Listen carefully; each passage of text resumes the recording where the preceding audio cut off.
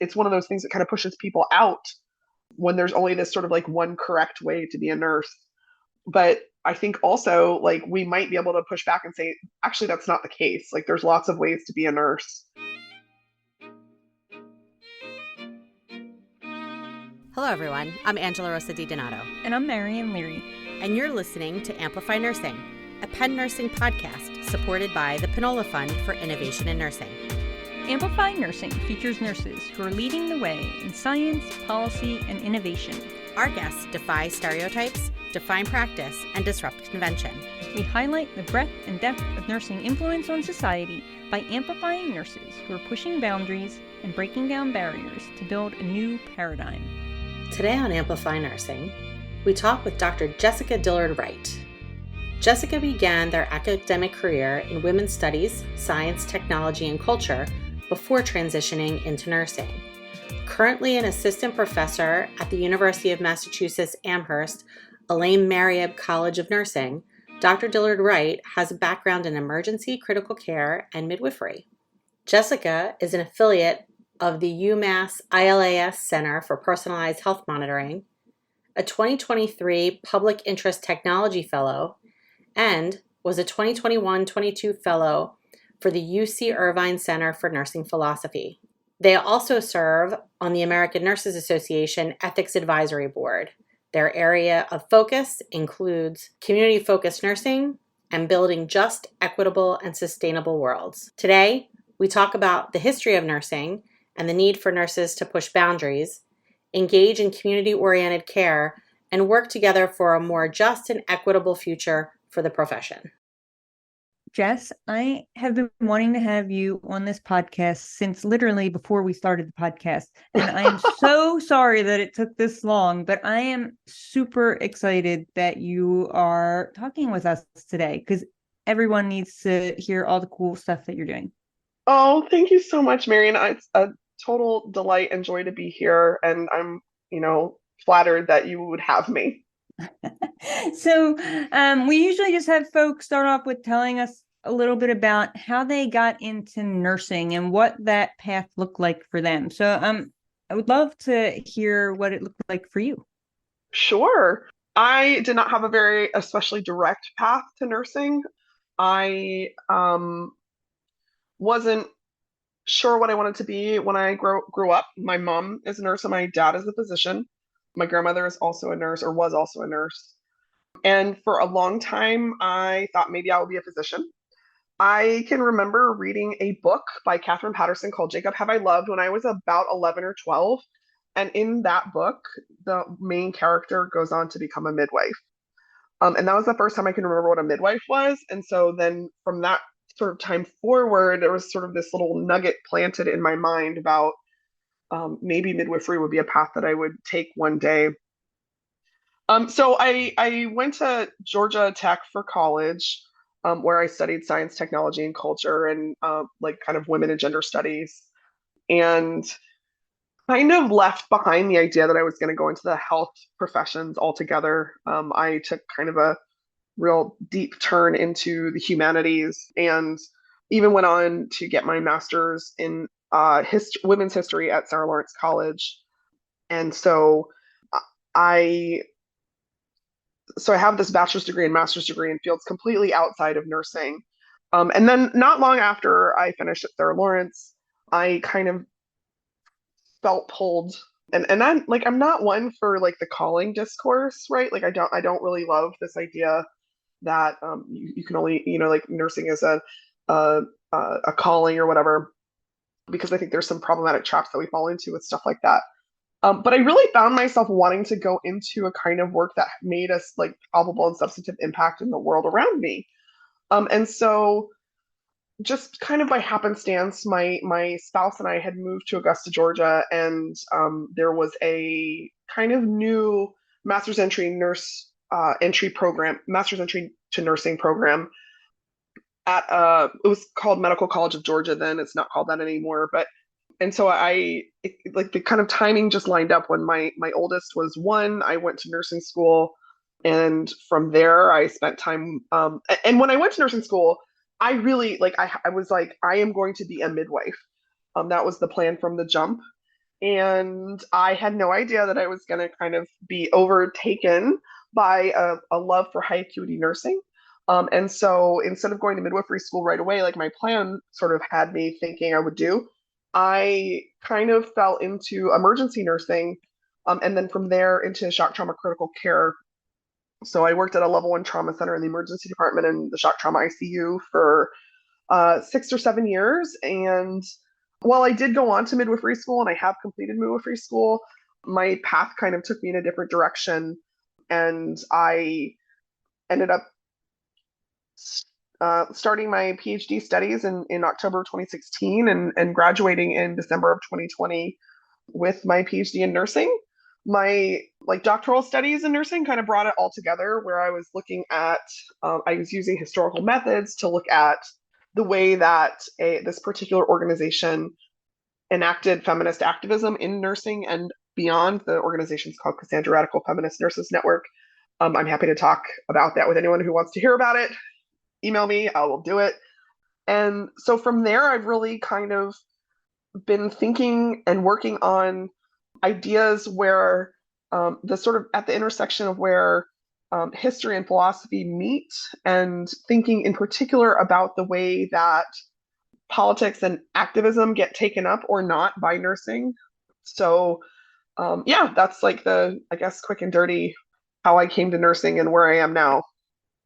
So you've mentioned like a number of things I'd love to delve more deeply into. But so my path to nursing was not a straight one either. And I absolutely never thought of it as a calling. I'd love to hear more about what your thoughts on a couple things. Why it's so important, or if you think it's important for nurses to have other backgrounds and other experiences that they can then use multiple different lenses in their work. Because I do, I think, it makes you just a richer clinician and practitioner and educator if you have other educational backgrounds and experiences. But then also what you see as the problematic aspects of thinking of nursing as a calling. Yeah, I mean, they're two different things, but I think they're also related in some respects, which maybe I can kind of tie up. I do think it's incredibly valuable for nursing to have folks coming to the discipline with a multitude of different backgrounds. I, at my previous institution, I taught primarily in a master's entry program. So we were having people with bachelor's degrees in all kinds of fields, from music education to entomology to gender studies, you name it. And what I think is so helpful and instructive about this is you have a different view of the world than maybe if you've only had an education in nursing itself. And that's not to say there's not so much valuable knowledge there totally is. But when you have training in these other areas, you're bringing that with you. And sometimes I think that you can kind of triangulate the perspectives and see things just a little bit differently to push the discipline in ways that it kind of needs. So I love nursing, and I feel like I always need to like preface anytime I'm saying something critical or I'm offering some critique of nursing that I do truly have like a an both like an academic and a professional home in nursing, but I didn't learn the tools that help me most from nursing. And in fact, I see some things about nursing that would actively inhibit people from learning and thinking about it this way. Can you elaborate what you mean by the tools that you learned or didn't learn in nursing? Yeah, sure. So I mentioned that I feel like it's kind of a problem that we see nursing as a calling, and that has to do with the way that we socialize people into nursing as sort of a this totalizing project, right? Where like we have these kind of rigid expectations, and you either conform to them or you don't. And like nursing school is part of this process. We see it, right? Like we weed people out all the time, and we say it's for one reason, right? Like there's this way in which, okay, well, this is professionalism, this is being civil, this is doing nursing correctly.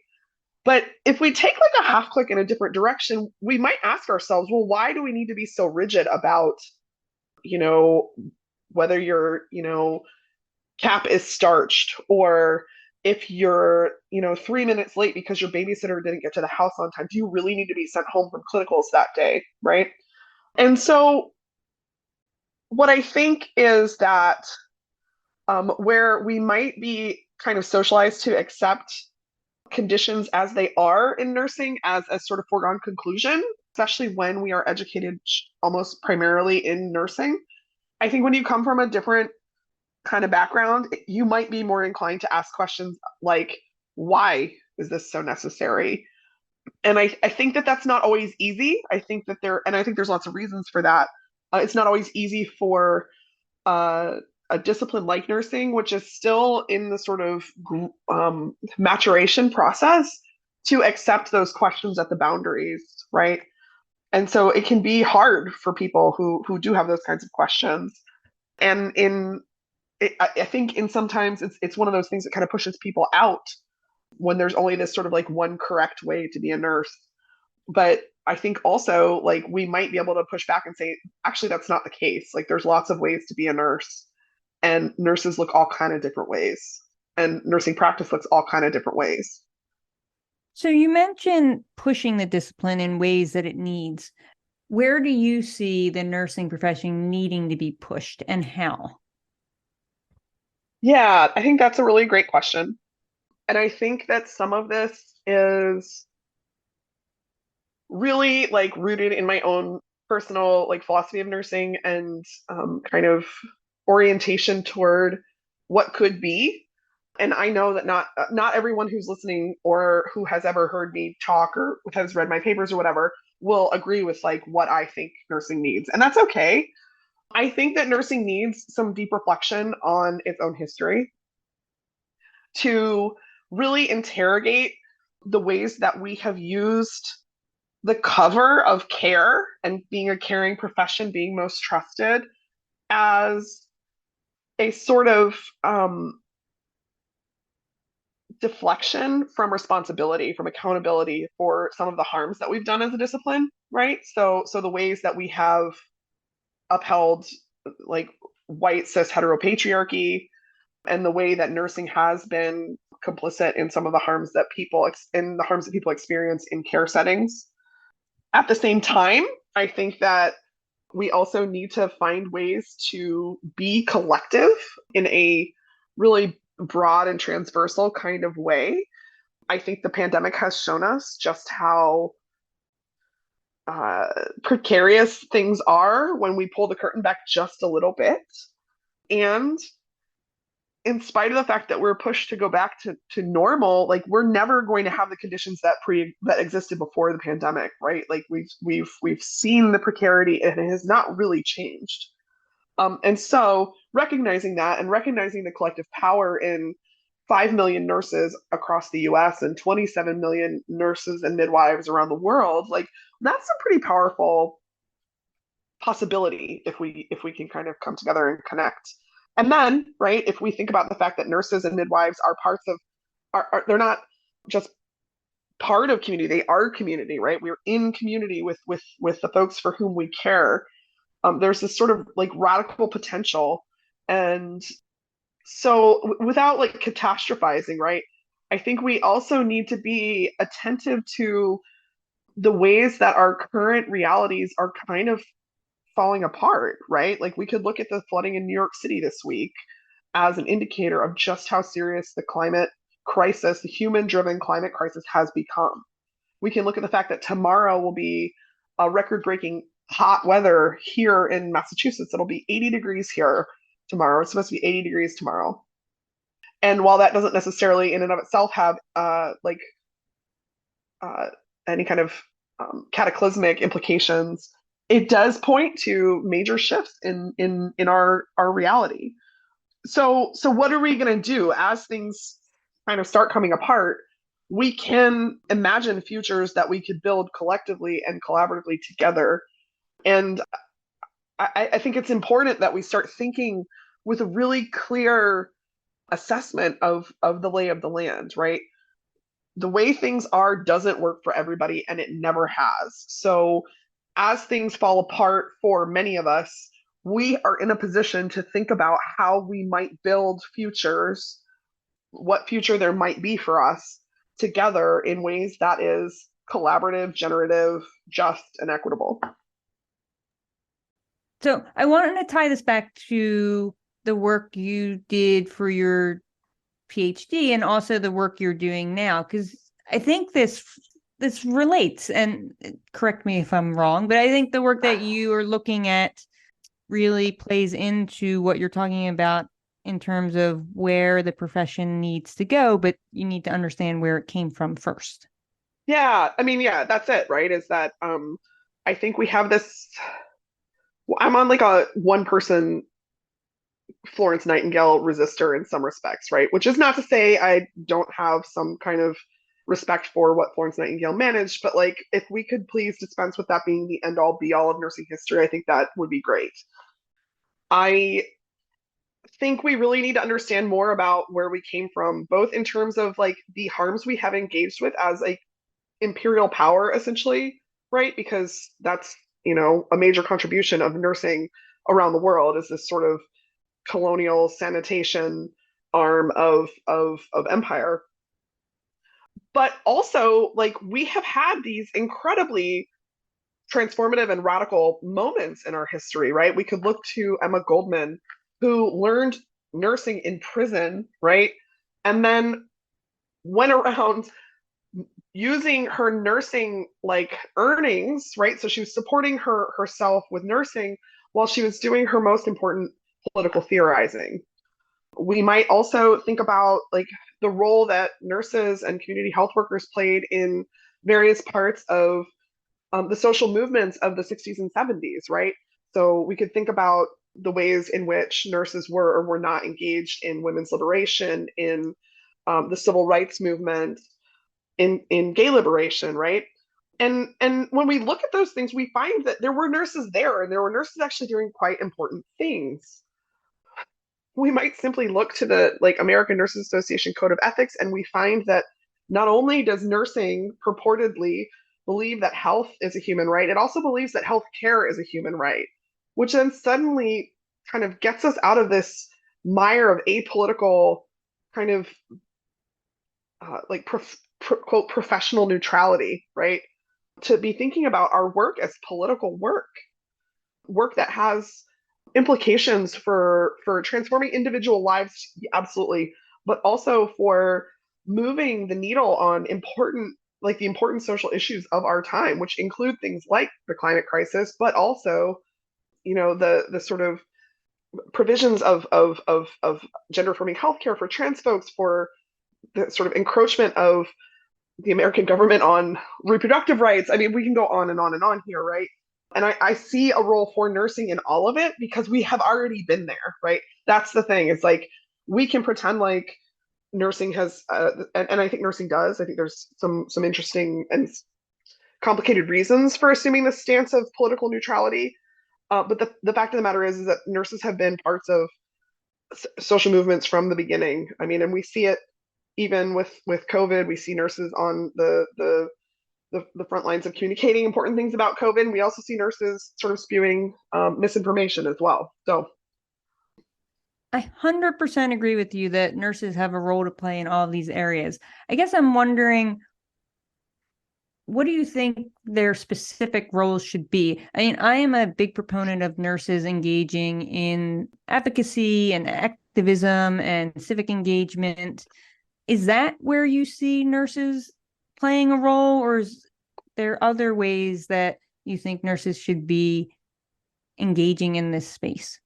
I think nurses belong in every space, right? Like actually don't think it can be I can be prescriptive about it necessarily, but certainly I see nurses like I think what Corey Bush and Lauren Underwood are doing is like part of nursing's work, right? It's absolutely appropriate to be thinking about interventions at the like local, state, federal, international levels. And I think wherever like I don't think every nurse is inclined towards political office, for example, and that's okay. But I think wherever your sort of strengths lead you is certainly a great place to be. And we have a particular responsibility, I think, insofar as we're understood by the public, at least according to Gallup, as the most trusted profession, right? So I think, well, I think that's complicated and weird a little bit. I also think that it means that we have to do something with that. We can't just like sit on it. It doesn't mean anything if we just, kind of like luxuriate in the limelight or whatever. Yeah, I 100% agree with you. I think we have a responsibility as the quote unquote most trusted profession for however many years in a row now to take what we do to the next level and really push the boundaries of what it means to be nurses, both in the hospital setting, but out in the community and in the world. So couldn't agree more. Yeah, absolutely. And I mean, I think that you pointed to something really important here, and that I think I was trying to get at, but I'm not sure I made explicit, so I'll do so now.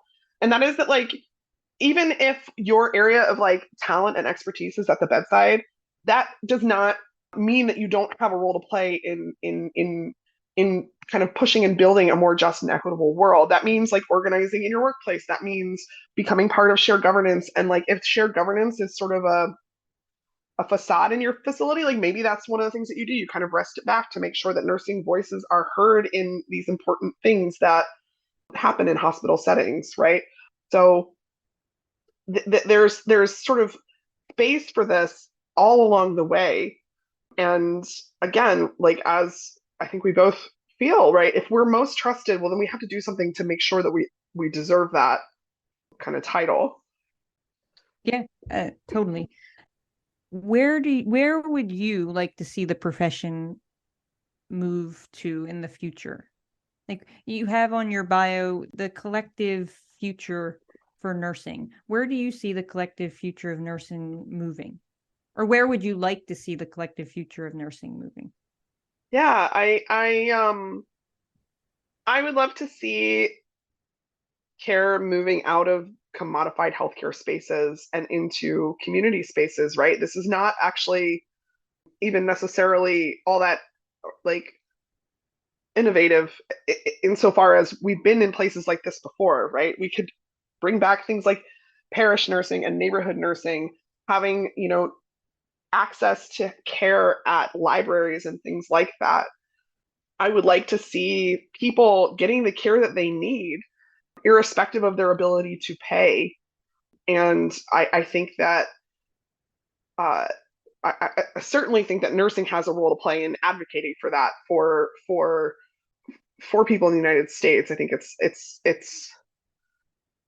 I just can't believe that people, like go bankrupt from trying to get better from cancer, for example, just, to name one. And I think that it, while I don't have any like hard and fast answers, what I do know is that working collaboratively and collectively with communities and with other nurses, and I would construct nurse broadly here, right? So we're including our LPN and CNA siblings, and we're also including informal caregivers who may not have ever gone to nursing school but do the work of nursing. So, what does it look like, when we start thinking about what people really need and not just what the market bears out? So, while I don't have a super definitive vision of what comes next, I have thoughts about how we get there, and those thoughts include community and kinship and mutual aid and sort of doing it together, right? Building it together. And because it's together, I can't be the only one to say, right? That's where the sort of indeterminacy comes from. It's primarily because if we do it together, then I can't be the only one that says this is what it should be. Yeah, a collective voice. We need to use our collective voice. Like you said, 5 million of us. Can you imagine what 5 million nurses could do if collectively we use our voice? Yeah, 5 million is a lot. It's a lot. It's a lot. It's a lot. Yeah. Well, Jess, I really appreciate you taking time to talk with us today. Is there anything else you want to mention while we're on? Um, no, I really appreciate it, Marion. Appreciate you having me today. And I don't know, I appreciate your being in community with you and your camaraderie and friendship. I feel the same way. I learn so much from you every time I am in your presence, Jess. So thank you for all the work that you are doing to push this profession forward and to push the profession to be better. Yeah. And I mean, I don't know if it comes through. My dog is barking. I'm sorry Your about that. dog is barking. I love that though. That's staying in. I too appreciate learning with and from you, and I appreciate this particular act of like community engagement that you have sort of invested in with Amplify Nursing. I think it's a really important way to kind of ensure that folks are connected, and it's a potential for building communities. And I just marvel at all you do. Oh, thank you. And right back at you. And it is always a pleasure. Thanks, Marion. Hello, Angela. Hello, Marion. How are you? I am swell. How are you doing? I'm amazing. Cool. I just listened to your episode with Jess. It was phenomenal. Can I tell you, Jess is one of my most favorite people ever. And so to actually get to interview her for the podcast and talk to her and learn from her, I am continually learning from her. But to be able to learn from her, even just through our short conversation, was a podcast highlight for me. Isn't it fun when you get to do those kind of interviews? It really is. And, I am so fortunate. I have so many amazing friends and colleagues doing so many amazing things. And, I know what Jess is doing, but to hear her describe it in the way that she was describing her work and her views on things was really good to hear. Yeah, I couldn't agree more. And I think that I really, really appreciated her lens of looking at the history of nursing, because it's not something that we do. I think in general, we have a very bland history that we sort of impart. She kind of noted it's Florence Nightingale, and that's pretty much it. And there is so much more in the history of nursing. And when you take a look at how we nursing as a profession has fit into the history of our country, of other countries, also, you really start to see how policy is impacted. So it all kind of flows together. And it sort of reminded me of one of my favorite interviews that I did with Julie Fairman, who talked about the importance of really looking at the profession of nursing and the history of our profession. For sure. And look, there are some hard truths the profession has to reckon with. And Jess says it, like, not everyone is going